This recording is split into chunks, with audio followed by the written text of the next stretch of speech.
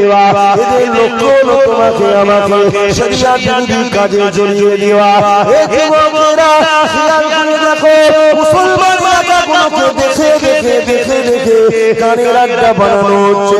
মুসলমান এলাকাগুলোকে দেখে দেখে দেখে ফাংশনের আড্ডা বানানো হচ্ছে। মুসলমান এলাকাগুলোকে দেখে দেখে দেখে জুয়ার আড্ডা বানানো হচ্ছে। মুসলমান এলাকাগুলোকে দেখে দেখে দেখে শরাবের আড্ডা বানানো হচ্ছে। হে মুসলমান ছেলেরা, মন দিয়ে শোনো, কেন এগুলো করতে চাইছে? কেননা এরা জানে ইসলাম মদকে হারাম করেছে। যদি এদেরকে মদের মধ্যে ঢুকিয়ে দেওয়া যায়, আল্লাহ এদেরকে সাহায্য করবে না, এদেরকে আল্লাহ বাবা ফিরিয়ে নেবে। ইসলাম জুয়াকে হারাম করেছে, এদেরকে জুয়ার মধ্যে জড়িয়ে দাও।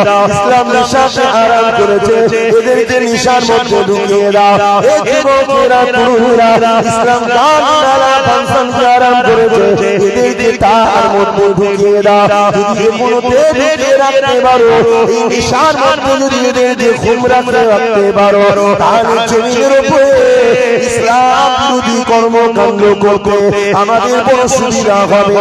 এরা নেশার মধ্যে থাকবে, এদের মসজিদ গুলোকে আমরা দখল করব। এরা গানের মধ্যে থাকবে, এদের মাদ্রাসা গুলোকে বন্ধ করব। এরা এমন করে লোক লালসা গান বাজে না, এমন করে সুদ ঘুষের মধ্যে জড়িয়ে যাবে। এদের কবরস্থান গুলোকে আমরা দখল করে নেব। এরা দুনিয়ার তামাশাতে জড়িয়ে যাবে, আর পিছনে পিছনে এদের ইসলামের ঐতিহ্যগুলোকে আমরা শেষ করে দেব।